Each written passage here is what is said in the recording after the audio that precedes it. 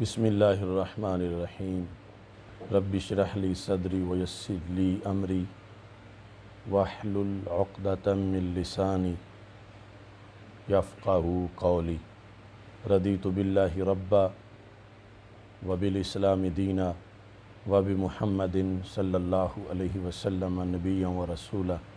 اللہ اکبر اللہ اکبر اللہ اکبر، لبیک لبیک لبیک یا رسول اللہ صلی اللہ علیہ وسلم۔ الحمدللہ وحدہ والصلاة والسلام علی من لا نبی بعدہ وعلی آلہ واصحابہ الذین اوفوا عہدہ، اما بعد فاعوذ باللہ من الشیطان الرجیم، بسم اللہ الرحمن الرحیم۔ النبی اولی بالمؤمنین من انفسہم وازواجہ امہاتہم، صدق اللہ العظیم وصدق رسولہ النبی الکریم الامین۔ ان اللہ وملائکتہ یصلون علی النبی یا ایہا الذین آمنوا صلوا علیہ وسلموا تسلیما۔ الصلاۃ والسلام علیک یا سیدی یا رسول اللہ وعلی آلک واصحابک یا حبیب اللہ۔ الصلاۃ والسلام علیک یا سیدی یا خاتم النبیین وعلی آلک واصحابک یا اول النبیین و یا آخر النبیین۔ مولایا صلی وسلم دائما ابدا علی حبیبک خیر الخلق کلہم، منزہ عن شریک فی محاسنہ وجوہر الحسن فیہ غیر منقاسم۔ محمد تاج رسل اللہ قاطبۃ، محمد صادق الاقوال والکلم، محمد ذکرہ روح لانفسنا، محمد شکرہ فرد علی الامم۔ رب صلی وسلم دائما ابدا علی حبیبک خیر الخلق کلہم۔ اللہ تبارک و تعالی جل جلالہ وعم نوالہ وتم برہانہ وعظم شانہ وجل ذکرہ وعز اسمہ کی حمد و ثنا، اور حضور سرور کائنات مفخر موجودات زینت بزم کائنات دستگیر جہاں غم گسار زماں سید سروراں حامی بے کساں قائد المرسلین خاتم النبیین احمد مجتبیٰ جناب محمد مصطفیٰ صلی اللہ علیہ وآلہ واصحابہ وبارک وسلم کے دربار گہربار میں ہدیہ درود و سلام عرض کرنے کے بعد، السلام علیکم ورحمۃ اللہ وبرکاتہ۔ ناظرین، حاضرین، سامعین، رب ذوالجلال کے فضل اور توفیق سے رمضان المبارک کے منور متبرک معطر لمحات میں 27ویں فہم دین کورس کا سلسلہ جاری ہے۔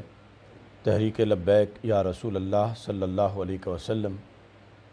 اور تحریک صراط مستقیم کی طرف سے حضرت شاہ جلال ریسرچ سینٹر سے یہ پروگرام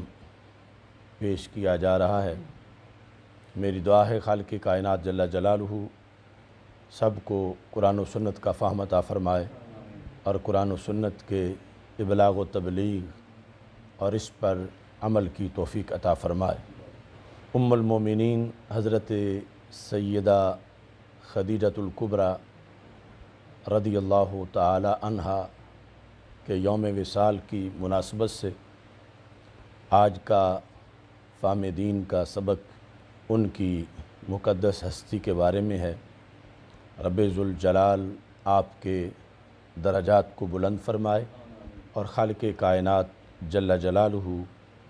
آپ کے فیوض و برکات سے ہم سب کو حصہ عطا فرمائے، اور اللہ تعالیٰ دختران اسلام کو آپ کے فیوض و برکات سے مالا مال فرمائے۔ اس کائنات کے اندر سید المرسلین خاتم النبیین احمد مجتبیٰ جناب محمد مصطفیٰ صلی اللہ علیہ وسلم کی نسبت سے جن نفوس قدسیہ کو عظمت ملی ان میں امہات المومنین رضی اللہ تعالی عنہن ایک منفرد مقام کے ساتھ موجود ہیں۔ قرآن مجید برہان رشید میں رب ذوالجلال نے سید المرسلین خاتم النبیین احمد مجتبیٰ جناب محمد مصطفیٰ صلی اللہ علیہ وسلم کا تذکرہ سورہ احزاب کے اندر اس انداز میں کیا کہ آپ کے ذکر کے ساتھ آپ کی ازواج مطہرات کا ذکر کیا اور پھر ازواج مطہرات کے ساتھ پوری امت کے مومنین کا ذکر کیا اور ایک نسبت کی بنیاد پر جو سب کو عظمت ملی خالق کائنات جل جلالہ نے اس نسبت کا اظہار فرمایا۔ رب ذوالجلال فرماتا ہے النبی اولیٰ بالمؤمنین من انفسہم کہ حضرت محمد مصطفیٰ صلی اللہ علیہ وسلم مسلمانوں کے ان کی جان سے زیادہ مالک ہیں، اقرب ہیں، اولیٰ ہیں اور مالک ہیں۔ وَأَزْوَاجُهُ أُمَّهَاتُهُمْ اور رسول اکرم صلی اللہ علیہ وسلم کی ازواج سارے مسلمانوں کی مائیں ہیں۔ نبی اکرم صلی اللہ علیہ وسلم کی طرف نسبت ہے ازواج کی، ازواجہ آپ کی ازواج، تو رسول پاک صلی اللہ علیہ وسلم کی طرف منسوب ہونے کی وجہ سے ان ازواج کو وہ مقام و مرتبہ ملا کہ کوئی دوسری خواتین اپنے زہد و تقوی کی بنیاد پر ایسا مقام و مرتبہ حاصل نہیں کر سکتی۔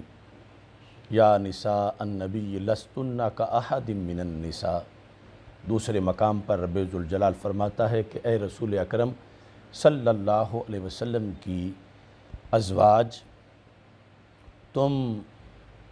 دیگر ازواج میں سے کسی کی طرح بھی نہیں ہو، یعنی تمہارا مقام و مرتبہ سب سے بلند و بالا ہے۔ تو ازواج مطہرات کی رسول پاک صلی اللہ علیہ وسلم کی نسبت جو کہ نسبت ہونے میں ایک لمحہ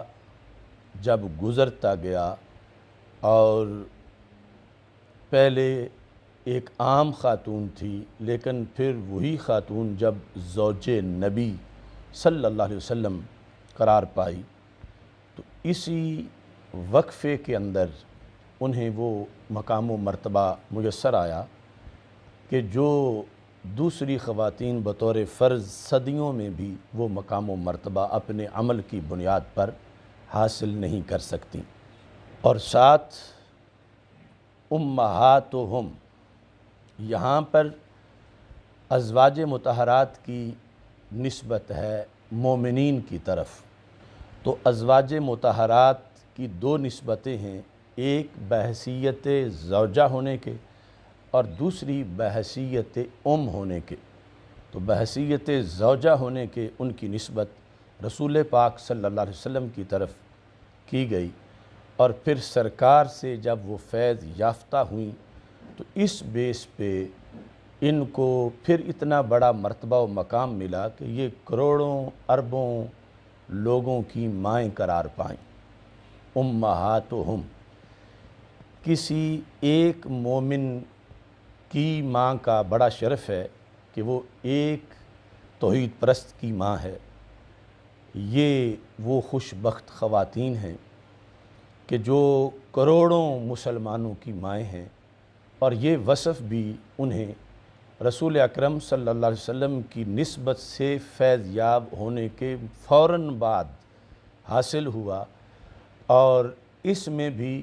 دیر نہیں لگی، یعنی ام المومنین اسی وقت بن گئیں جب وہ زوجہ رسول صلی اللہ علیہ وسلم قرار پائیں۔ تو یعنی اتنی فاسٹ ہے رسول پاک صلی اللہ علیہ وسلم کی نسبت کہ اس نسبت سے بندہ جب منسوب ہوتا ہے تو اتنی عظمت پاتا ہے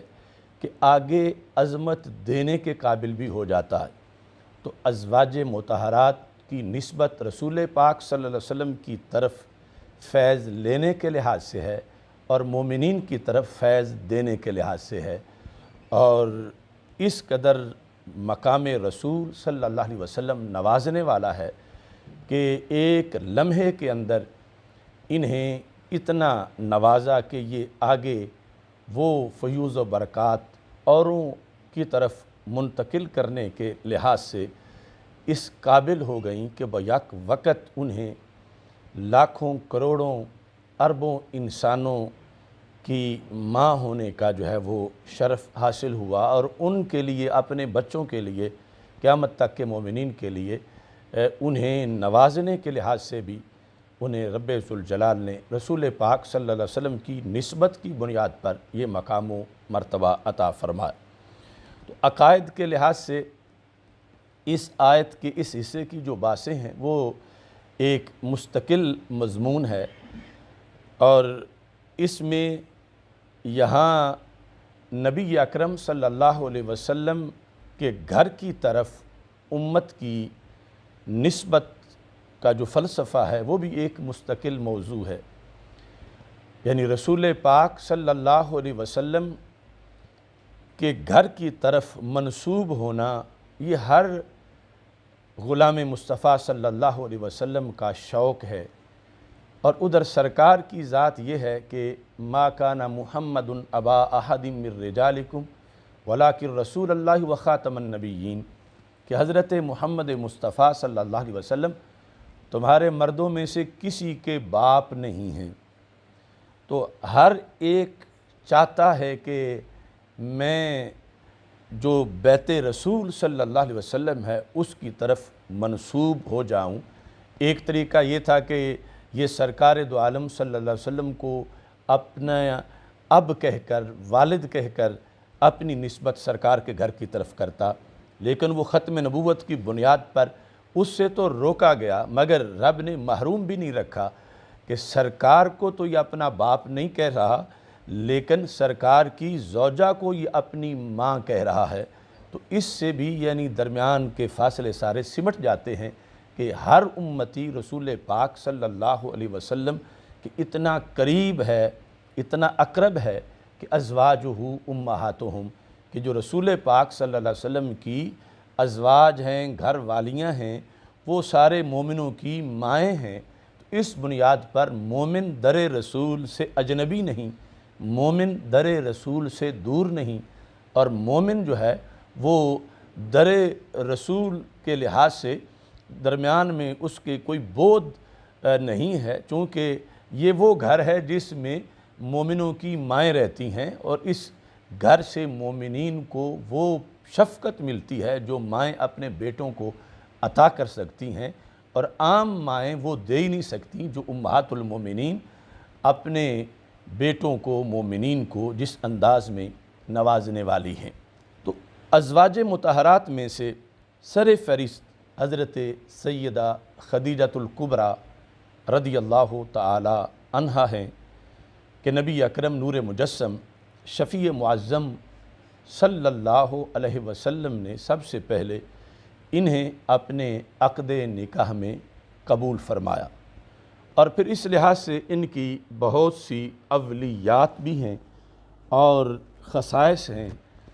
اور بہت وجوہ سے آپ کا مقام و مرتبہ واضح ہے۔ حضرت سیدہ خدیجۃ الکبریٰ رضی اللہ تعالی عنہا کا نبی اکرم نور مجسم شفیع معظم صلی اللہ علیہ وسلم کے عقد نکاح میں آنا یہ بھی انتخاب رب ذوالجلال ہے، چونکہ ہمارے آقا صلی اللہ علیہ وسلم کے اصحاب کو جب رب نے خود چنا ہے تو ان سے کئی درجہ پہلے جو رسول اکرم صلی اللہ علیہ وسلم کی ازواج ہیں ان کا انتخاب بھی خود رب ذوالجلال نے کیا ہے۔ تو سیدہ خدیجۃ الکبریٰ رضی اللہ تعالی عنہا جو کہ اپنے اوصاف و کمالات کے لحاظ سے طاہرہ کہلاتی تھیں، یعنی اپنے اوصاف، اپنے ذاتی کمالات کے لحاظ سے رسول اکرم صلی اللہ علیہ وسلم کے لیے چونکہ ازل سے ان کا انتخاب تھا، تو رب ذوالجلال نے یعنی ان کے اندر ایسی خصوصیات، شرم و حیا، عدل، انصاف، شجاعت، فہم و فراست، یہ شروع سے ہی ان کے اندر ودیت فرمائی تھیں۔ مالدار ہونے کے لحاظ سے، تجارت کے شعبے کے ساتھ تعلق کے لحاظ سے، جب آپ نے رسول اکرم نور مجسم شفیع معظم صلی اللہ علیہ وسلم کے صادق و امین ہونے کے لحاظ سے سنا، تو آپ نے یہ چاہا کہ نبی اکرم نور مجسم شفیع معظم صلی اللہ علیہ وسلم آپ کے تجارت کے امور کی نگرانی فرمائیں۔ تو اس بنیاد پر الکامل کے اندر یہ تفصیل سے ابن الاسیر نے لکھا ہے کہ جب ان کے تجارت کے معاملات کے لحاظ سے ان کے غلام میسرہ کے ہمراہ نبی اکرم نور مجسم شفیع معظم صلی اللہ علیہ وسلم شام کی طرف تشریف لے گئے،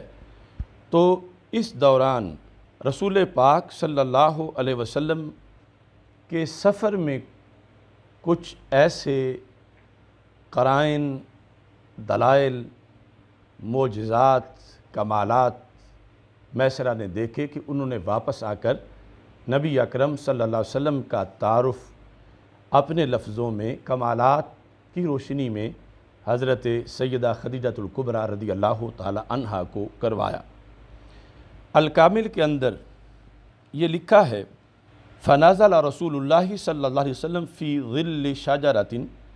قریبا من 100 راہب، کہ ایک راہب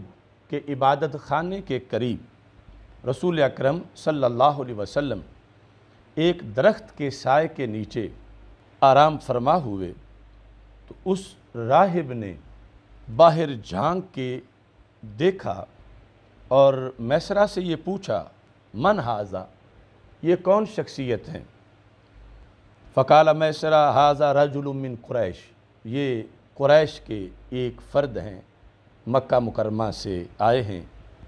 فقال الراہب ما نزل تحت ھذہ الشجرہ الا نبی، تو راہب نے کہا کہ اس درخت کے نیچے صرف نبی ہی بیٹھتے ہیں، تو یہ اس درخت کے نیچے بیٹھے ہیں، تو پھر میں ان کے بارے میں تمہیں خوشخبری سناتا ہوں کہ یہ عام انسان نہیں بلکہ یہ اللہ تعالیٰ کے نبی ہیں۔ اس کے بعد سفر کے اندر اس چیز کو بھی حضرت خدیجہ رضی اللہ تعالی عنہا کے غلام میسرہ نے دیکھا، اذا کانت الحاجرہ، جب دوپہر کا وقت ہوتا تھا، یرا ملکین، تو میسرہ دیکھتے تھے کہ 2 فرشتے آتے تھے، یظلانہ من الشمس، تو وہ اپنے پر پھیلاتے تھے تاکہ رسول اکرم صلی اللہ علیہ وسلم کو دھوپ نہ لگے۔ یہ اہتمام بھی دوران سفر میسرہ نے دیکھا کہ سرکار اگر اونٹ پہ بیٹھے ہیں تو دھوپ نہیں لگتی تھی رسول اکرم صلی اللہ علیہ وسلم کو کہ فرشتے آ کر سایہ کرتے تھے۔ فلما قدم مکہ تھا، جب مکہ مکرمہ واپسی ہوئی تو تجارت کے لحاظ سے بھی بہت برکت ظاہر ہوئی نبی اکرم صلی اللہ علیہ وسلم کے تشریف لے جانے کی وجہ سے، اور میسرہ نے پھر راہب کا قول بھی حضرت خدیجہ رضی اللہ تعالی عنہا کو سنایا، اور پھر فرشتوں کی طرف سے رسول پاک صلی اللہ علیہ وسلم کے لیے جو سایہ کیا جاتا تھا اس کا بھی ذکر کیا۔ وَكَانَتْ خَدِيجَةُ امْرَأَةً حَازِمَةً عَاقِلَةً شَرِيفَةً مَا أَرَادَهُ اللَّهُ مِنْ كَرَامَتِهَا، تو اس بیس پہ کہ رب ذوالجلال نے جو ازل سے ارادہ فرمایا تھا اس کے پیش نظر حضرت خدیجہ رضی اللہ تعالی عنہا اس چیز کو سن کر فَأَرْسَلَتْ إِلَىٰ رَسُولِ اللَّهِ صلی اللہ علیہ وسلم فَعَرَضَتْ عَلَيْهِ نَفْسَهَا، تو انہوں نے خود رسول اکرم نور مجسم شفیع معظم صلی اللہ علیہ وسلم کی طرف پیغام بھیجا اور اپنے آپ کو نبی اکرم نور مجسم شفیع معظم صلی اللہ علیہ وسلم کے لیے پیش کیا۔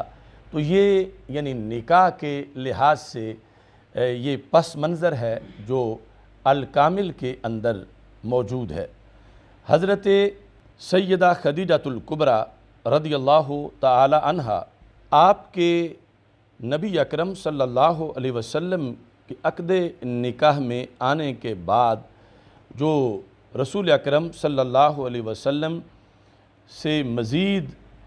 فیض یاب ہونے اور کمالات کے حصول کا تذکرہ ہے، اس کی تفصیلات بھی اللہ کے فضل سے بڑی عظیم ہیں۔ حضرت خدیجۃ الکبریٰ رضی اللہ تعالی عنہا آپ نے نبی اکرم نور مجسم شفیع معظم صلی اللہ علیہ وسلم کے پاس رہتے ہوئے سرکار کے اعلان نبوت سے پہلے ہی بہت سے علامات نبوت کا مشاہدہ کیا تھا۔ یعنی ابھی رسول اکرم صلی اللہ علیہ وسلم نے اعلان نبوت نہیں کیا تھا، اور ظاہر ہے کہ یہ جو وقت ہے اس وقت کی گواہی آپ کے علاوہ کون دے سکتا ہے جو ایک اہلیہ کو قرب میسر ہے، اور کئی سال تک یعنی اعلان نبوت سے پہلے بھی انہیں نبی اکرم نور مجسم شفیع معظم صلی اللہ علیہ وسلم کی خلوتوں کو، سرکار پر اترنے والے انوار و تجلیات کو دیکھنے کا اور مختلف معاملات کو پرکھنے کا موقع ملا۔ اس سلسلہ میں حضرت خدیجۃ الکبریٰ رضی اللہ تعالی عنہا کے لحاظ سے ذہبی نے سیر اعلام النبلاء کے اندر یہ لکھا ہے کہ حضرت خدیجۃ الکبریٰ رضی اللہ تعالی عنہا رسول پاک صلی اللہ علیہ وسلم کے مختلف اوصاف جو دیکھتی تھیں تو وہ جا کر حضرت ورقہ بن نوفل کے ساتھ شیئر کرتی تھی۔ یعنی ایک تو وہ مشہور موقع ہے کہ جب وحی کا نزول ہو گیا، اور بخاری شریف میں ہے رسول پاک صلی اللہ علیہ وسلم گھر تشریف لے گئے، اور اس کے بعد حضرت ورقہ بن نوفل کے پاس جانا ہوا۔ لیکن یہ جو سیر اعلام النبلاء کے اندر ہے اس کا تعلق اس سے پہلے کے ساتھ ہے کہ جس میں ہے وَكَانَتْ تَتَرَدَّدُ عَلَى وَرْقَةَ مِنْ هَذِهِ الْآوِنَةِ لِتَذْكُرَ لَهُ مِنْ صِفَاتِ محمد صلی اللہ علیہ وسلم النادرہ، کہ عقد نکاح کے بعد اعلان نبوت سے پہلے حضرت خدیجۃ الکبریٰ رضی اللہ تعالی عنہا رسول پاک صلی اللہ علیہ وسلم کے اوصاف و کمالات جا کر حضرت ورقہ سے بیان کرتی تھیں، اور اس بنیاد پر ہی حضرت ورقہ نے نبی اکرم نور مجسم شفیع معظم صلی اللہ علیہ وسلم کی نعت شریف لکھی، جس میں حوالہ حضرت خدیجہ رضی اللہ تعالی عنہا کا دیا کہ انہوں نے مجھے حضرت محمد صلی اللہ علیہ وسلم کی فلاں فلاں شانیں بتائی ہیں، اور اگر یہ جو کہتی ہیں ٹھیک ہے تو پھر یہ عام انسان نہیں، یہ اللہ کے نبی صلی اللہ علیہ وسلم۔ وہ طویل قصیدہ جو ہے جو ذہبی نے اپنی تاریخ کے اندر لکھا ہے، تاریخ اسلام جو بہت مفصل ہے امام ذہبی کی، تو اس میں جا کر ایک شعر اس طرح ہے وَإِن يَكُ حَقًّا يَا خَدِيجَةُ فَاعْلَمِي حَدِيثُكِ إِيَّانَا فَأَحْمَدُ مُرْسَلُ فَسُبْحَانَ مَنْ تَهْوِي الرِّيَاحُ بِأَمْرِهِ وَمَنْ هُوَ فِي الْأَيَّامِ مَا شَاءَ يَفْعَلُ وَمَنْ عَرْشُهُ فَوْقَ السَّمَاوَاتِ كُلِّهَا وَمَنْ حُكْمُهُ فِي خَلْقِهِ لَا يُبَدَّلُ۔ تو انہوں نے کہا وَإِن يَكُ حَقًّا یا خدیجہ تو فَاعْلَمِي، اے خدیجہ آپ جان لیں، اِن یَکُ حَقًّا اگر حق ہے، کیا حدیث ہو کہ آپ کی بات، جو باتیں آپ مجھے بتاتی ہیں، فَأَحْمَدُ مُرْسَلُ تو پھر رسول اکرم نور مجسم اللہ کے رسول صلی اللہ علیہ وسلم ہیں۔ یعنی یہ وحی پہلی وحی کے نزول سے پہلے کے جو علامات نبوت تھے ان کو ذکر کرنے کی بنیاد پر حضرت ورقہ بن نوفل نے اپنے اشعار میں حضرت خدیجہ کے حوالے سے یہ ذکر کیا کہ خدیجہ جو تم مجھے بتاتی ہو حدیثوں کے ایانا، ہم سے آ کر جو ذکر تم کرتی ہو وہ باتیں اگر سچی ہیں تو پھر یقیناً یہ اللہ کے رسول صلی اللہ علیہ وسلم ہیں۔ فسبحان من تحوی الریاح بامرہ، وہ اللہ ہر عیب سے پاک ہے کہ جس کے حکم سے ہوائیں چلتی ہیں۔ ومن ہوا فی الایام ما شاء یفعل، اور وہ ایام میں جو چاہتا ہے کرتا۔ جس طرح کہ حضرت ورقہ کے ایمان کے بارے میں فتح الباری شرح بخاری میں تفصیلات کے ساتھ ذکر ہے، تو یہ ان کے اشعار بھی ان کے عقیدہ توحید پر دلالت کرتے ہیں۔ ومن عرشہ فوق السماوات کلہا، کہ جس کا عرش سارے آسمانوں کے اوپر ہے۔ ومن حکمہ فی خلقہ لا یبدل، کہ جس کا حکم مخلوق میں تبدیل نہیں ہوتا۔ تو اس بنیاد پر حضرت خدیجہ الکبریٰ رضی اللہ تعالی عنہا کی انفرادیت ہے۔ ایک طویل وقت تک انہوں نے رسول پاک صلی اللہ علیہ وسلم کی جلوتوں اور خلوتوں کو دیکھا کہ جب ان کے ساتھ اس جہت میں اور کسی کی شرکت نہیں تھی۔ بیرونی محاذ پر اگرچہ حضرت صدیق اکبر رضی اللہ تعالی عنہ بچپن سے نبی اکرم نور مجسم شفیع معظم صلی اللہ علیہ وسلم کے اوصاف و کمالات کو جانتے تھے، یہاں تک حضرت میمون بن مہران نے کہا کہ حضرت صدیق اکبر تو بحیرہ راہب کے زمانے سے ہی اسلام قبول کر چکے تھے، یعنی رسول پاک صلی اللہ علیہ وسلم کی نبوت کو تسلیم کرتے تھے، لیکن گھر کے اندر جو بہت قرب اور ایک خاص وقت جو پایا ہے وہ حضرت خدیجہ الکبریٰ رضی اللہ تعالی عنہا کو وہ موقع اور مقام ملا ہے۔ اس بنیاد پر نبی اکرم نور مجسم شفیع معظم صلی اللہ علیہ وسلم کی سیرت کا بیان اور سیرت کے ابواب کا بیان، سرکار صلی اللہ علیہ وسلم کی نعت اور فضائل و کمالات کے بیان میں اولیت بھی حضرت خدیجہ الکبریٰ رضی اللہ تعالی عنہا کو میسر ہے۔ جس طرح کہ اعلان نبوت کے بعد ایمان لانے میں ان کو رب ذوالجلال نے اولیت عطا فرمائی، تو رسول پاک صلی اللہ علیہ وسلم کے اوصاف و کمالات کے بیان کے لحاظ سے بھی ان کو خالق کائنات جل جلالہ نے یہ مقام و مرتبہ عطا فرمایا۔ اس میں اعلان نبوت کے لحاظ سے جو مشہور احادیث بخاری شریف میں صحاح میں سینکڑوں کتابوں میں ہے،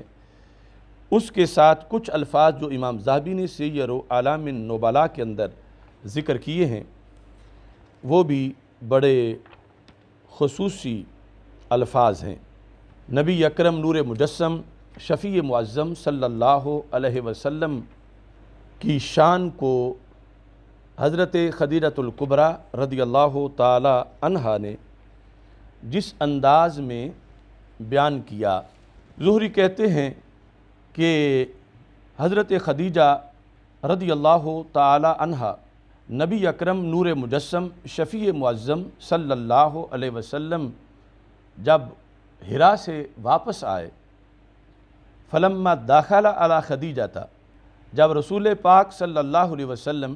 حرا سے واپس آئے، وانصرف الی بیتہ وجعل لا یمر علی شجرۃ ولا صخرۃ الا سلمت علیہ،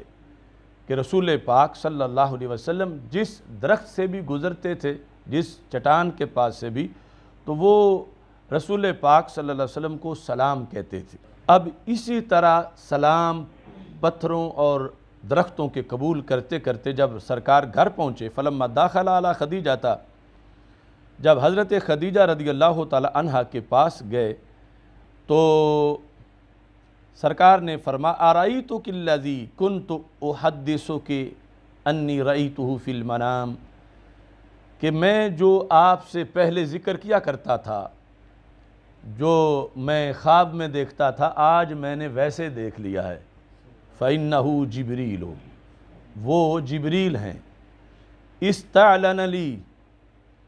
آج وہ آمنے سامنے آ گئے ہیں،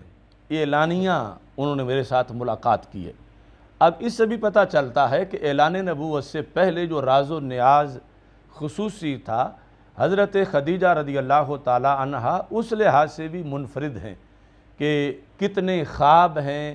جو رسول پاک صلی اللہ علیہ وسلم نے ان سے ڈسکس کیے ہوئے تھے، اور کتنے اس طرح کے روحانی واقعات ہیں کہ اب آپ نے فرمایا آتے ہی کہ وہ جو کنت احدثو کے میں جو آپ سے باتیں کیا کرتا تھا، انی رأیت فی المنام فإنہ جبریل، کہ میں نے خواب میں دیکھا ہے، ایک اس طرح کی تصویر دیکھی ہے، اس طرح کے معاملات دیکھے ہیں، تو وہ تو جبریل ہیں۔ استعلن لی ارسلہ الی ربی، انہیں میرے رب نے میری طرف بھیجا ہے، یعنی آج وہ میرے پاس آئے ہیں، وہ اخبرہا بالوحی، اور انہوں نے مجھے وحی کی خبر دی ہے۔ اب یہ الفاظ عام کتابوں سے مختلف ہیں کہ نبی اکرم صلی اللہ علیہ وسلم نے جا کر حضرت خدیجہ رضی اللہ تعالی عنہا سے نبوت کے معاملے میں جو گفتگو کی ہے، تو اس میں اپنائیت تھی اور ربط قائم کیا پہلے کے معاملات کے لحاظ سے۔ اسی بنیاد پر جب ہم بخاری شریف میں پڑھتے پڑھاتے ہیں نزول وحی والی حدیث، تو وہاں اس بات کو ذکر کرتے ہیں، چونکہ وہاں ظاہر الفاظ سے کچھ لوگ شکوک و شبہات پیدا کرتے ہیں کہ سرکار ایسی گفتگو کر رہے ہیں کہ گویا کہ ابھی نبوت کے بارے میں پتہ نہیں ہے یا شکوک و شبہات ہیں، تو وہاں بھی ہم واضح کرتے ہیں کہ رسول پاک صلی اللہ علیہ وسلم نے حضرت خدیجہ رضی اللہ تعالی عنہا سے جا کر جو گفتگو کی ہے، اس لیے نہیں کی کہ آپ کو ابھی شک تھا کہ میں نبی ہوں یا نہیں، بلکہ اس لیے تھا کہ اب اللہ کی طرف سے بڑی ذمہ داریاں آ گئی ہیں، اور آگے یہ کس طرح پوری ہوں گی اور کتنی مشکلات ہوں گی اور کتنی رکاوٹیں آئیں گی۔ تو یہ الفاظ ہماری اس وضاحت کی حمایت کرتے ہیں کہ رسول پاک صلی اللہ علیہ وسلم نے یہاں جا کر جو گفتگو کی ہے، اس میں واضح طور پر آپ نے فرمایا یہ تو نبوت ہے جو میں پہلے دیکھتا تھا خواب میں، اب وہ جبریل تو سامنے آ گئے ہیں، اللہ نے میری طرف وحی بھیجی ہے، اور اللہ تبارک و تعالی نے یہ مجھے پیغام دیا ہے، یعنی یہ جس کو ہم اعلان نبوت کے ساتھ تعبیر کرتے ہیں، کیونکہ پہلے حکم نہیں تھا کہ لوگوں کو اس چیز کی طرف دعوت تو، اگرچہ ہمارے آقا صلی اللہ علیہ وسلم بوقت ولادت بھی نبی تھے، لیکن اب یہ حکم آ گیا، اور کچھ لوگ جو ہیں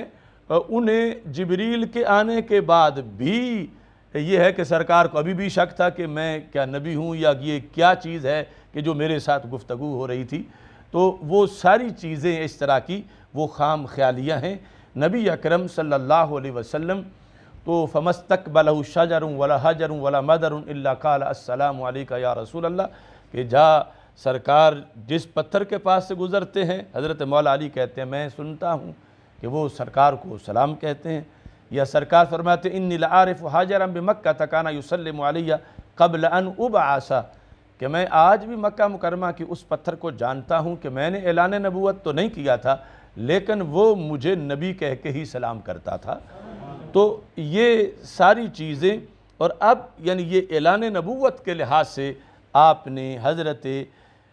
خدیجہ رضی اللہ تعالی عنہا سے یہ معاملہ شیئر کیا، وہ نبوت جس کے نعرے قیامت تک کروڑوں نے لگانے تھے، سب سے پہلے اس نبوت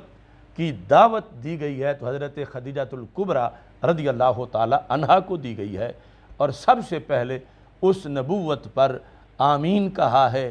قبلتو کہا ہے، آمنا کہا ہے، تو وہ حضرت خدیجہ الکبریٰ رضی اللہ تعالی عنہا ہیں۔ اور یہ انفرادی الفاظ ہیں اس مقام پر کہ جس وقت رسول اکرم صلی اللہ علیہ وسلم نے فرمایا جبریل بالکل واضح میرے پاس آئے اور انہوں نے مجھے خبر دی ہے وحی کی، اور میرے اللہ نے ان کو میرے پاس بھیجا ہے، فقالت ابشر،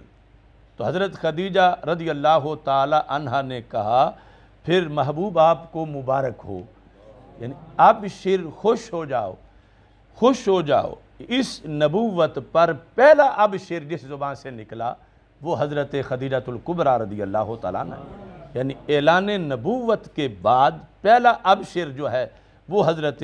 خدیجہ رضی اللہ تعالی عنہا کا ہے۔ اور پھر کتنے مضبوط اعصاب تھے ان کے، ابھی عالم یعنی آب و خاک جو ہے اس میں بت پرستی ہے، کفر و شرک ہے، اور بڑے تند و تیز حالات ہیں، لیکن حضرت خدیجہ رضی اللہ تعالی عنہا پھر بھی کہتی ہیں فواللہ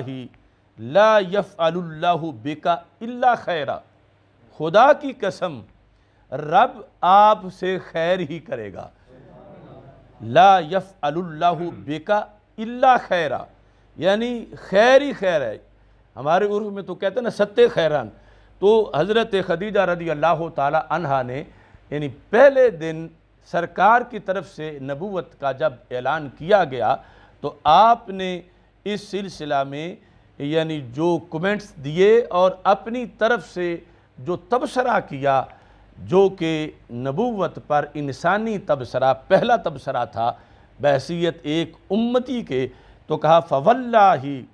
لا یفعل اللہ بک الا خیرا۔ تو جن کے گھر عقد نکاح میں موجود حضرت خدیجہ رضی اللہ تعالی عنہا کو مستقبل میں نبوت کے چلنے کے لحاظ سے کوئی شک نہیں ہے، انہیں خود کیسے شک ہو سکتا ہے؟ تو رسول اکرم صلی اللہ علیہ وسلم مکی زندگی ہو، مدنی زندگی ہو کہ پوری کائنات تک یہ دین پہنچے گا، اور نبی اکرم صلی اللہ علیہ وسلم کے قافلے کو کوئی روک نہیں سکتا، اور کسی میں یہ طاقت نہیں، اور کبھی بھی رب ذوالجلال آپ سے ناراض نہیں ہوگا، اور ہمیشہ خالق کائنات جل جلالہ کی طرف سے آپ کو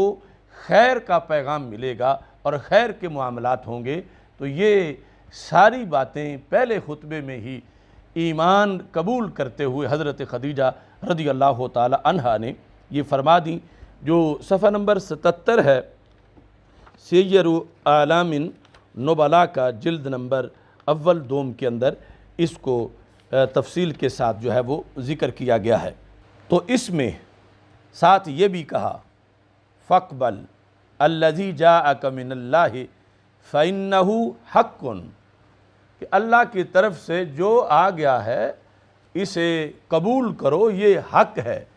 یعنی اگرچہ سرکار دو عالم صلی اللہ علیہ وسلم تو پہلے ہی قبول کیے ہوئے ہیں اور آ کے بتا رہے ہیں، لیکن ان کا مائل بحق ہونا اور اپنی طرف سے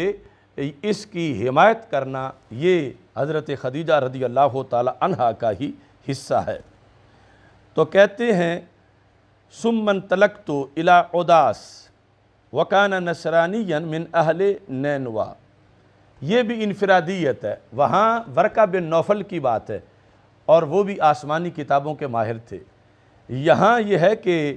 اداس کے پاس، عین کے ساتھ اداس کے پاس حضرت خدیجہ رضی اللہ تعالی عنہا تشریف لے گئیں۔ وَكَانَ نَصْرَانِيًّا مِنْ أَهْلِ نینوا، نینوا جو عراق کا شہر ہے تو اس سے اس کا تعلق تھا اور وہ بھی آسمانی کتابوں کا ماہر تھا۔ فَقَالَتْ أُذَكِّرُكَ اللَّهَ إِلَّا مَا أَخْبَرْتَنِي هَلْ عِنْدَكَ عِلْمٌ مِّن جِبْرِيلَ، تو وہاں سے بھی جس طرح حضرت ورقہ بن نوفل سے حمایت کروائی تو اداس سے بھی حضرت خدیجہ رضی اللہ تعالی عنہا نے رسول پاک صلی اللہ علیہ وسلم کی نبوت کی حمایت کروائی، ان کے اپنے سورسز جو تھے آسمانی کتابوں کے علوم کے لحاظ سے۔ تو نبی اکرم نور مجسم شفیع معظم صلی اللہ علیہ وسلم کو جو تبریک پیش کی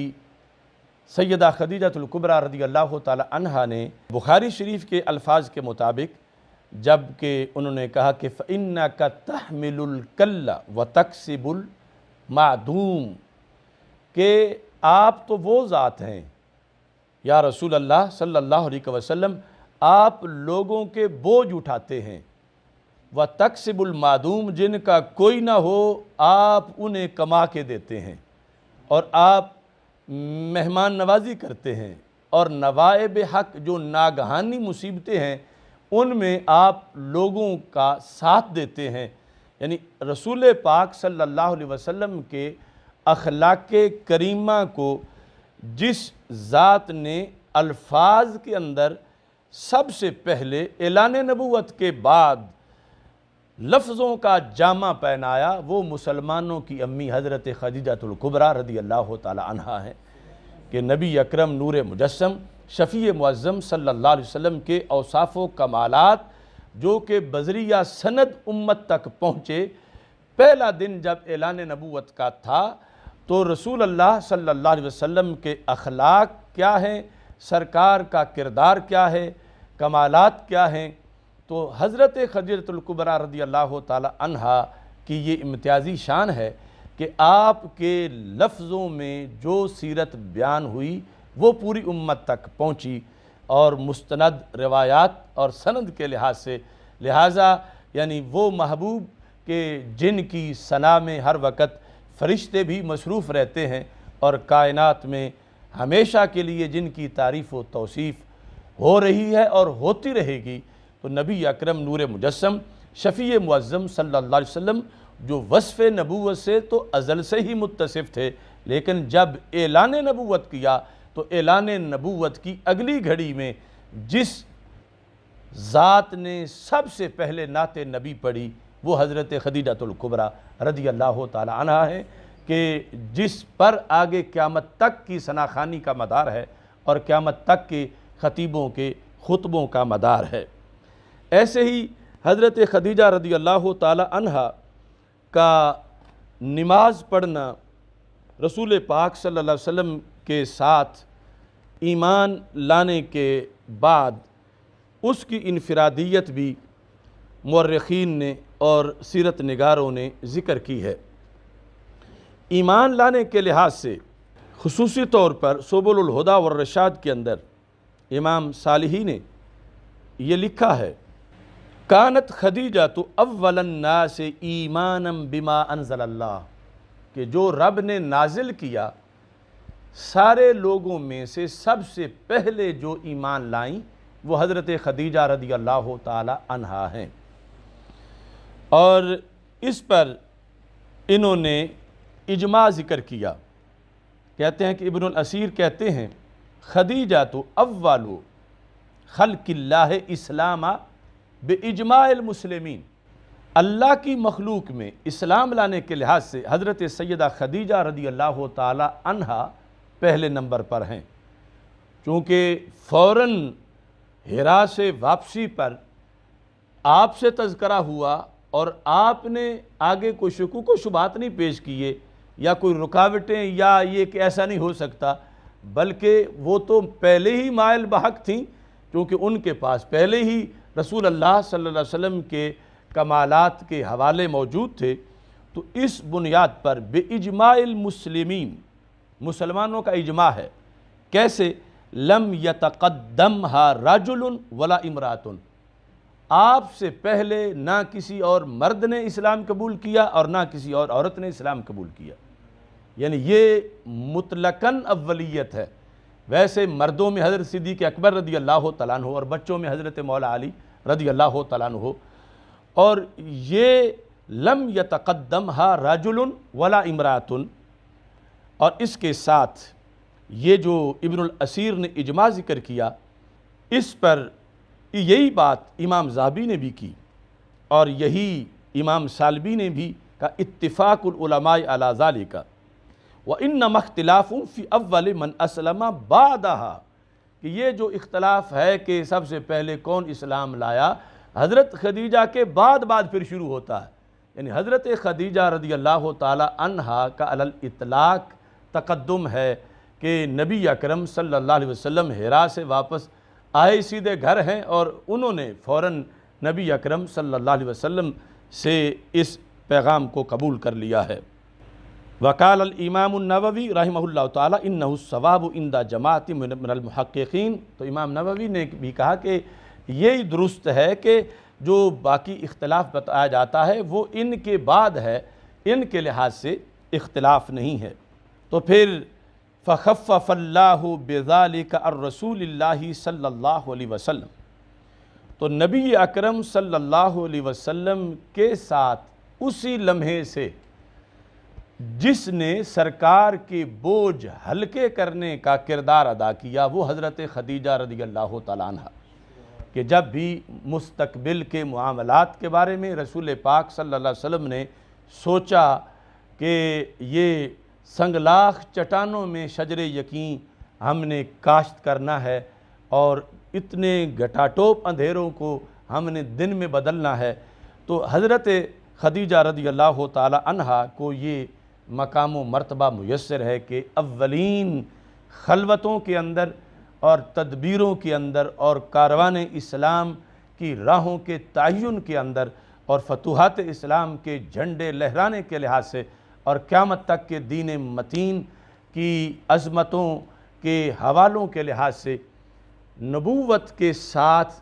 رسول اللہ صلی اللہ علیہ وسلم کے ہمراہ سب سے پہلا جو قدم اٹھا وہ سیدہ خدیجہ رضی اللہ تعالی عنہا کا ہے، خواہ وہ حضرت ورقہ بن نوفل کی طرف جاتے ہوئے ہے، خواہ وہ کسی تدبیر اور کسی تقریر کسی مشورہ کے لحاظ سے ہے، یہ اقدمیت رب ذوالجلال نے حضرت خدیجہ رضی اللہ تعالی عنہا کو عطا فرمائی ہے۔ نماز کے لحاظ سے یعنی ابھی نماز کی فرضیت نہیں ہوئی تھی کیونکہ وہ تو معراج میں ہوئی اور اس سے پہلے وصال ہو چکا تھا حضرت خدیجہ رضی اللہ تعالی عنہا کا، لیکن اعلان نبوت کے بعد باقاعدہ نبی اکرم صلی اللہ علیہ وسلم کے پیچھے کھڑے ہو کر جماعت کے ساتھ کہ جس میں تیسرے فرد حضرت مولا علی رضی اللہ تعالی عنہ تھے، یہ تذکرہ بھی باقاعدہ سیرت کی کتابوں میں ملتا ہے، جس میں عفیف نامی شخص عفیف کندی وہ کہتے ہیں جئت فی الجاہلیت الی مکہ تھا کہ میں جاہلیت کے زمانے میں مکہ میں آیا۔ جاہلیت کا زمانہ ابھی جن لوگوں تک رسول اللہ صلی اللہ علیہ وسلم کا اعلان نبوت نہیں پہنچا ہوا تھا تو وہ ابھی جاہلیت کا زمانہ ہی سمجھ رہے تھے، چونکہ ظہور نبوت آہستہ آہستہ ہوا اعلان نبوت کے بعد۔ تو عفیف کہتے ہیں میں مکہ مکرمہ میں آیا وَأَنَا أُرِيدُ أَنْ أَبْتَعَ لِأَهْلِي مِنْ ثِيَابِهَا وَإِطْرِهَا، تو میں گھر والوں کے لیے خریدنا چاہتا تھا کچھ کپڑے خوشبو وغیرہ۔ ابن سعد نے طبقات میں اس کو حضرت عفیف جنہوں نے پھر کلمہ بھی پڑھا بعد میں ان کے حالات میں 8ویں جلد میں لکھا ہے، تو کہتے ہیں کہ فَنَزَلْتُ عَلَى العباس بن عبد المطلب، تو اس زمانے میں حضرت عباس بن عبد المطلب رضی اللہ تعالی عنہما ان کے پاس ٹھہرا بحیثیت مہمان۔ تو کہتے ہیں کہ فَأَنَا عِنْدَهُ وَأَنَا أَنْظُرُ إِلَى الْكَعْبَةِ، اتفاق سے میں ان کے پاس، کیونکہ یہ ان کا ڈیرہ بھی تو کعبے کے گرد جو بیٹھکیں بنائی ہوئی تھیں اپنی کمیونٹی سنٹر قریش نے، تو حضرت عباس کا وہاں ہی دارہ تھا تو ڈیرے پر بیٹھے تھے اور یہ مہمان بھی ساتھ تھا۔ تو عفیف کہتے ہیں میں نے جب دیکھا کہ سورج ڈھلتا ہے تو اذ اقبل شاب، ایک نوجوان آیا، حتی دنا من الکعبہ، یہاں تک کہ وہ کعبے کے قریب آ گئے،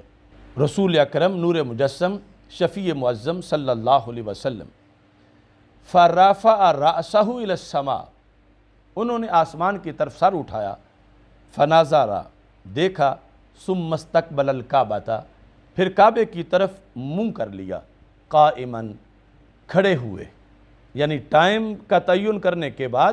کعبے کی طرف کھڑے ہوئے، یعنی ان کو یہ پتہ نہیں کہ یہ نوجوان کون ہیں اور کیا کرنے لگے ہیں۔ تو کہتے ہیں اذ جاء غلام، اتنے میں ایک بچہ بھی آ گیا، یعنی سرکار کے لیے لفظ شاب بولا ہے، اتنے میں ایک بچہ بھی آ گیا، حتی قام عن یمینہ، اور وہ اس نوجوان کے دائیں طرف پیچھے کھڑا ہو گیا، تھوڑا سا پیچھے، ثم لم یلبس الا یسیرا حتی جاءت امرأۃ، پھر تھوڑا وقت ہی گزرا کہ ایک خاتون آ گئیں، وہ جب خاتون پہنچیں فقامت خلفہما، تو وہ ان دونوں کے پیچھے کھڑے ہو گئیں، یعنی رسول اکرم صلی اللہ علیہ وسلم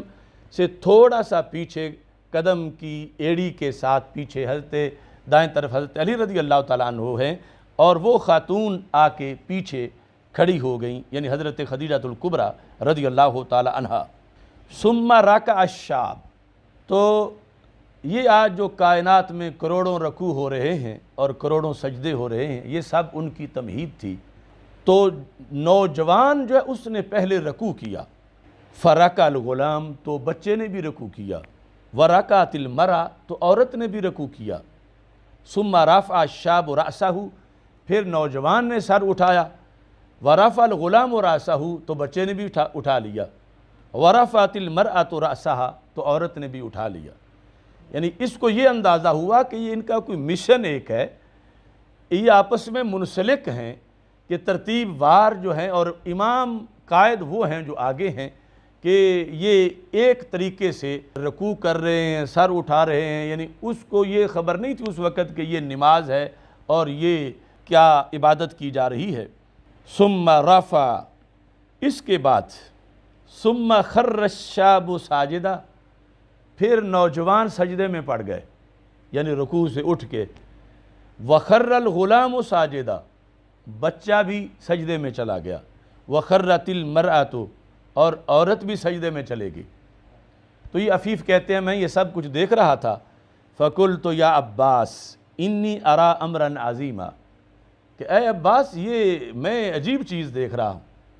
یعنی آج جس سے ہمارا بچہ بچہ واقف ہے کہ یہ اس طرح کریں تو کیا ہوتا ہے، تو جاہلیت کو ختم کرنے کی یہ تحریک رسول پاک صلی اللہ علیہ وسلم نے شروع کی، اور امام کے پیچھے دو نفوس قدسیہ ہیں، ایک بچہ ہے اور ایک خاتون۔ تو حضرت عباس چونکہ وہ تو بہت بعد جا کے انہوں نے اسلام قبول کیا، لیکن پھر بھی خاندان نبوت کے فرد تھے، اور یہ مہمان آپ کا ہی مہمان تھا، تو اس نے آپ سے ہی پوچھا یا عباس انی ارا امرا عظیما، میں تو عجیب و غریب یہ چیز دیکھ رہا ہوں۔ فقال العباس امر عظیم، ہاں واقعی یہ عظیم امر ہے، یعنی انہوں نے جواب بھی سوال کے لفظوں میں ہی دیا، کہ انہوں نے کہا سائل نے یہ عجیب بات ہے، یہ عظیم بات ہے، آپ نے ہاں یہ عظیم بات ہے۔ پھر انہوں نے آگے گفتگو شروع کی، حل تدری من ھذا الشاب، یہ جن کی اداؤں کے بارے میں تم پوچھنا چاہتے ہو، یہ جانتے ہو کہ یہ ہیں کون؟ تم جانتے ہو کہ یہ نوجوان کون ہے؟ یعنی تمہیں یہ صفت سے پہلے موصوف کے بارے میں پوچھنا چاہیے، یہ جن کے بارے میں، جن کی حرکات و سکنات پر تم حیران ہو رہے ہو، پہلے پوچھو تو صحیح یہ ہیں کون؟ اتدری، تم جانتے ہو کہ یہ کون ہیں؟ حضرت عباس رضی اللہ تعالی عنہ نے جب یہ کہا تو عفیف چونکہ راوی ہیں، کہتے ہیں قلت لا ما ادری، میں تو نہیں جانتا کہ یہ کون ہے۔ قال ھذا محمد بن عبد اللہ بن عبد المطلب ابن اخی، یہ میرے بھتیجے ہیں۔ حضرت عباس رضی اللہ تعالیٰ عنہ کہتے ہیں یہ میرے بھائی کے بیٹے ہیں، ان کا نام محمد ہے، حضرت عبداللہ کے بیٹے ہیں، محمد بن عبداللہ بن عبد المطلب، یعنی یہ ہمارے اپنے خاندان کے فرد ہیں، میرے بھتیجے ہیں یہ صلی اللہ علیہ وسلم۔ اور ساتھ ہی یہ کہا حل تدری من ھذا الغلام، یہ جو بچہ ہے اس کا بھی آپ کو پتہ ہے؟ قلت لا ما ادری، میں تو نہیں جانتا کہ یہ بچہ کون ہے۔ قال علی بن ابی طالب ابن عبد المطلب ابن اخی، یہ بھی میرا بھتیجا ہے، اور یہ علی بن ابی طالب بن عبد المطلب رضی اللہ تعالیٰ عنہ ہیں۔ حل تدری من ھذہ المرأة، جانتے ہو یہ خاتون کون ہے؟ عفیف کہتے ہیں میں نے کہا لا ما ادری، میں نہیں جانتا۔ قال ھذہ خدیجہ بنت خویلد زوجۃ ابن اخی ھذا، کہ یہ خدیجہ بنت خویلد ہیں، تو جو میرے بھتیجے محمد صلی اللہ علیہ وسلم ہیں یہ ان کی اہلیہ محترمہ ہیں۔ تو یہ تعارف کروا کے حضرت عباس رضی اللہ تعالی عنہ نے اب رسول اللہ صلی اللہ علیہ وسلم کے خاندانی تعارف کے ساتھ آپ کا نبوی تعارف بھی کروایا۔ اس سے یہ پتہ چلتا ہے کہ اعلان نبوت ہو چکا تھا اور ابھی یعنی بالکل آغاز تھا۔ اگلے جو الفاظ ہیں حضرت عباس کے وہ بھی بتاتے ہیں، اور مسئلہ ایمان ابی طالب کے لحاظ سے بھی وہ وضاحت کے لیے وہ الفاظ کافی ہیں۔ تو جس وقت تعارف کروا دیا تو کہتے ہیں ان ابن اخی ھذا الذی ترا، یہ جو میرے بھتیجے تمہیں نظر آ رہے ہیں نا نماز پڑھتے ہوئے، یہ حدثنا، انہوں نے ہمیں یہ بتایا ہے ان ربہ رب السماوات والارض، یہ کہتے ہیں کہ اللہ ایک ہے، صرف اللہ ہی خدا ہے، یہ نعرہ جو ہے کہ انہوں نے یہ ہمیں پیغام دیا ہے، یہ بتوں کو نہیں مانتے، یہ کسی اور کو معبود نہیں مانتے، یہ کہتے ہیں کہ رب وہی ہے جو رب السماوات والارض ہے، اور یہ کہتے ہیں کہ وہ جو رب السماوات والارض ہے امرہ بہذا الدین الذی هو علیہ، اس رب السماوات والارض نے ان کو دین دیا ہے، اور یہ اس دین میں عبادت ہے ایک، اگرچہ نماز بھی فرض نہیں ہوئی تھی لیکن یہ طریقہ جو تھا تو اس کے لحاظ سے انہوں نے کہا کہ یہ جو قیام کرتے ہیں، رکوع کرتے ہیں، سجدہ کرتے ہیں، یہ اس دین کے اندر ایک عبادت ہے۔ واللہ ما علمت علی ظہر الارض کلہا علی ھذا الدین غیر ہؤلاء الثلاثہ، خدا کی قسم روئے زمین پر اس دین پر جو یہ لے کے آئے ہیں ابھی تک یہ تینوں ہی ہیں جو یہ یہاں کھڑے ہیں، یہ تین یعنی حضرت محمد مصطفیٰ صلی اللہ علیہ وسلم اور ساتھ حضرت مولا علی رضی اللہ تعالیٰ عنہ اور حضرت سیدہ خدیجہ الکبریٰ رضی اللہ تعالیٰ عنہا، یہ حضرت عباس کے جو خاندانی قرب تھا اس کی بنیاد پر، یعنی ان کا انالیسز اور حالات کے لحاظ سے کہ ابھی تک یہی ہیں جنہوں نے اس دین کو قبول کیا ہے اور کوئی نہیں ہے، اور یہ اس دین کے لحاظ سے وہ ادائیگی کر رہے ہیں اپنی عبادت کے۔ قال عفیف فتمنیت بعد انی کنت رابعہم، تو میرے دل میں خیال آیا کہ کاش چوتھا میں بن جاؤں، یعنی اس مرحلہ کے کچھ وقت بعد میں نے یہ تمنا کی کہ کاش کہ میں جلدی کرتا اور میں چوتھا بنتا، لیکن وہ تو کافی بعد پھر اسلام لائے، یعنی مکہ مکرمہ تجارت کے لیے آئے تھے، پھر چلے گئے، پھر ظہور اسلام ہوا اور پھر اسلام انہوں نے قبول کیا۔ تو اس بنیاد پر بھی حضرت خدیجہ رضی اللہ تعالی عنہا نبی اکرم صلی اللہ علیہ وسلم کی امامت میں، جو سارے نبیوں کے امام ہیں، ان کی اقتداء میں سب سے پہلے جس خاتون نے کعبے کے پاس کھڑے ہو کے نماز پڑھی وہ حضرت خدیجہ رضی اللہ تعالی عنہا ہے، اور پہلی یعنی وہ جماعت، جبکہ صرف مولا علی رضی اللہ تعالی عنہ ساتھ تھے اس امت کے نمائندگان میں سے، اس وقت حضرت خدیجہ رضی اللہ تعالی عنہا توحید کا پرچم بلند کر رہی تھیں۔ سیدہ خدیجہ الکبریٰ رضی اللہ تعالی عنہا کے اس وصف کو اور ان کے اس کردار کو رسول اکرم صلی اللہ علیہ وسلم نے ہمیشہ پیش نظر رکھا، یہاں تک کہ ایک موقع پر مسند امام احمد میں یہ حدیث شریف ہے کہ نبی اکرم صلی اللہ علیہ وسلم حضرت خدیجہ رضی اللہ تعالی عنہا کا تذکرہ ان کے وصال کے بعد کثرت سے کرتے تھے، تو حضرت عائشہ صدیقہ رضی اللہ تعالی عنہا نے ایک دن اس پر سوال کیا، اور وہ بھی ظاہر ہے کہ اس میں حکمت یہی تھی کہ ان کے کہنے پر پھر اگلی بات کا ابلاغ ہوا، یعنی انہیں یہ تھا کہ آپ کیوں اتنا زیادہ ان کا تذکرہ کرتے ہو جبکہ رب ذوالجلال نے ان سے اچھی ازواج آپ کو دی ہیں؟ تو نبی اکرم نور مجسم شفیع معظم صلی اللہ علیہ وسلم نے اس کے جواب میں ارشاد فرمایا، لَقَدْ آمَنَتْ بِي اِذْ كَفَرَ النَّاسِ، کہ خدیجہ الکبریٰ اس وقت مجھ پہ ایمان لائیں جب لوگ میرا انکار کر رہے تھے۔ کفر الناس یعنی اس وقت کی وہ مومنہ ہیں جب کائنات کافر تھی، لوگ ابھی کافر تھے، وہ اس وقت بھی مجھ پر ایمان لائی تھی۔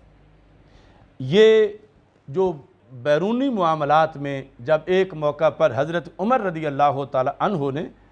اور ایک موقع پر حضرت عقیل رضی اللہ تعالیٰ عنہ نے حضرت صدیق اکبر رضی اللہ تعالیٰ عنہ کے بارے میں کوئی بات کی، تو ہمارے آقا علیہ السلام نے فرمایا تم میرے صاحب کو میرے تک رہنے دو، فرمایا کہ تم سب کے دروازوں پر اندھیرا تھا، ابو بکر کے دروازے پہ اس وقت بھی سویرا تھا، ایک وقت وہ تھا جب میں کہتا تھا انی رسول اللہ، تم کہتے تھے کذبتا، قال ابو بکر صدقتا، کہ تم مجھے کہتے تھے کہ تم نے جھوٹ بولا ہے معاذ اللہ، ابو بکر اس وقت بھی کہتے تھے کہ تم نے سچ بولا۔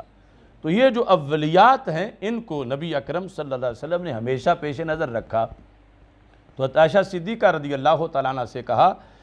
کہ اِذْ کَفَرَ النَّاسِ وَصَدَّقَتْنِی اذ کذبنی الناس، انہوں نے اس وقت بھی میری تصدیق کی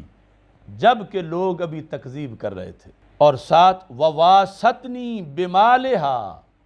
انہوں نے میرا ساتھ دیا اور مال بھی میرے مشن پہ خرچ کیا، میرے ساتھ مواسات کی، ہمدردی کی، اچھے مشورے دیے اور اپنا تجارت کا اتنا مال میرے دین پر انہوں نے خرچ کر دیا۔ اور فرمایا وَرَزَقَنِ اللَّهُ أَوْلَادَهَا، اللہ تعالیٰ نے تم ازواج مطہرات کو وہ مقام نہیں دیا، اللہ نے میری ساری اولاد ان سے مجھے عطا کی ہے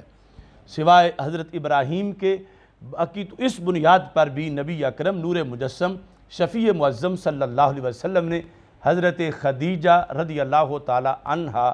کی امتیازی شان اور ان کا کثرت سے جو ذکر تھا اس کی وجوہات حضرت عائشہ الصدیقہ رضی اللہ تعالی عنہا کے سامنے بیان فرمائیں۔ اور پھر یہ بھی ہے کہ جب نبی اکرم صلی اللہ علیہ وسلم کے پاس کوئی تحفہ آتا تھا تو فرماتے تھے اذهبوا بی الی فلانہ، یہ فلانہ کو دے آؤ۔ ایک تو نا فلان مذکر کے لیے، فلانہ مؤنث، کہ فلاں خاتون کو، فلانہ خاتون کو دے آؤ۔ کیوں دے آؤ؟ اس کی کیا ترجیح ہے؟ فرماتے تھے فَإِنَّهَا كَانَتْ صِدِّيقَةً لِخَدِیجہ، یہ حضرت خدیجہ کی سہیلی ہے تو اس واسطے یہ ان کو جا کے چیز دے آؤ۔ یعنی حضرت خدیجہ رضی اللہ تعالی عنہا کے وصال کے بعد حضرت خدیجہ سے تعلق کا اس لحاظ سے بھی اظہار تھا کہ ان کی جو سہیلیاں تھیں ان تک نبی اکرم صلی اللہ علیہ وسلم تحائف پہنچاتے رہے، اور یہ بھی یعنی ایک طریقہ تھا ایصال ثواب کا۔ اور اس میں یہاں تک کہ حضرت عائشہ صدیقہ رضی اللہ تعالی عنہا کہتی ہیں کہ ایک بوڑھی مائی آتی تھی ہمارے گھر میں اور نبی اکرم صلی اللہ علیہ وسلم اس کو بڑا نوازتے تھے اور اس کا اکرام و اعزاز فرماتے تھے۔ تو میں حیران تھی کہ یہ بوڑھی عورت جو ہے اس کو اتنا کیوں پروٹوکول دیا جاتا ہے؟ تو حضرت عائشہ صدیقہ رضی اللہ تعالی عنہا کہتی ہیں میں نے ایک دن کہا بے ابی انت و امی انک لتصنع بہذی العجوز شیئا لم تصنعہ باحد، کہ میرے ماں باپ آپ پہ قربان ہو جائیں یا رسول اللہ صلی اللہ علیہ وسلم، آپ اس بوڑھی خاتون کو اتنا پروٹوکول دیتے ہو، اتنا کسی کو بھی نہیں دیتے، یعنی اس کے آنے پر اتنا اہتمام فرماتے ہو، اتنا اور تو کسی کے لیے نہیں۔ اس کی کیا خصوصیت ہے؟ یعنی اس کی کیا خدمات ہیں اسلام کے لیے، یا یہ کس خاندان کی ہے؟ کوئی اس کا عطا پتہ اس لحاظ سے تو نہیں کہ جو عام بڑی بڑی خواتین اسلام ہیں ان میں اس کا شمار ہوتا ہو، تو اس کو اتنا زیادہ کیوں نوازا جاتا ہے؟ فقال، اب یہ سوالات عائشہ بھی امت کا ایک خزانہ ہے اور کون پوچھ سکتا تھا، اور پھر جواب جو ہے اس بھی امت کے لیے سبق ہے۔ نبی اکرم صلی اللہ علیہ وسلم نے فرمایا یا عائشہ تو انہا کانت تأتینا زمانہ خدیجہ تھا، یہ عورت حضرت خدیجہ کی زندگی میں ہمارے گھر آیا کرتی تھی، یعنی اس کی یہ سپیشلائزیشن ہے۔ کانت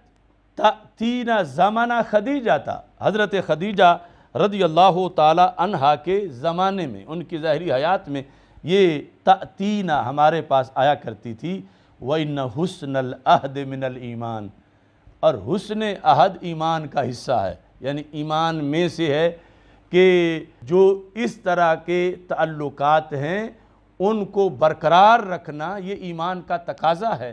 تو جب خدیجہ الکبریٰ زندہ تھیں تو اس گھر میں ان کا آنا انہیں محسوس ہوتا تھا کہ ان کو نوازا جاتا ہے، تو خدیجہ الکبریٰ کی عدم موجودگی میں انہیں یہ احساس نہ ہو کہ اب میرے لیے تو یہاں اجنبیت ہے اور مجھے کوئی جانتا نہیں، تو اس بنیاد پر کہ اس عہد میں اس کا آنا تھا تو حضرت خدیجہ رضی اللہ تعالی عنہا کی وجہ سے بعد از وصال حضرت خدیجہ کی اس سہیلی کے اہتمام کو بھی میرے دین میں ایک مقام دیا گیا ہے، اور اس بنیاد پر بھی یعنی دختران اسلام اور امت کے لیے نبی اکرم نور مجسم شفیع معظم صلی اللہ علیہ وسلم نے اپنا پیغام عطا فرمایا ہے۔ سیدہ خدیجۃ الکبریٰ رضی اللہ تعالی عنہا کے لحاظ سے نبی اکرم نور مجسم شفیع معظم صلی اللہ علیہ وسلم نے ایک سوال کے جواب میں یہ بھی وضاحت فرمائی۔ جب سوال کیا گیا، ابن حبان نے اس کو روایت کیا ہے، طبرانی نے بھی، سئل عن خدیجہ انہا ماتت قبل ان تنزل الفرائض والاحکام، سوال کیا گیا کہ حضرت خدیجہ رضی اللہ تعالی عنہا فرائض کے نزول سے پہلے فوت ہو گئیں، احکام کے آنے سے پہلے، یعنی ابھی نماز بھی نہیں آئی تھی، روزہ تو آئی مدنی زندگی میں، تو مکی زندگی میں معراج پہ نماز آئی اور ان کا وصال پہلے ہو چکا تھا۔ تو سائل کا یہ مقصد تھا کہ کاش کہ انہیں فرائض کا بھی ثواب ملتا، احکام سارے اترے ہوئے ہوتے، حج کا بھی ثواب ملتا، زکوٰۃ کا ثواب ملتا۔ اس لحاظ سے یعنی سائل تشنگی محسوس کر رہا تھا، تو اس تشنگی میں یہ سوال کیا نبی اکرم نور مجسم شفیع معظم صلی اللہ علیہ وسلم سے۔ تو رسول پاک صلی اللہ علیہ وسلم نے سائل کی اس تشنگی کو دور کیا، یعنی اس وقت جتنا دین تھا اس کے لحاظ سے ان کے 100% نمبر ہیں،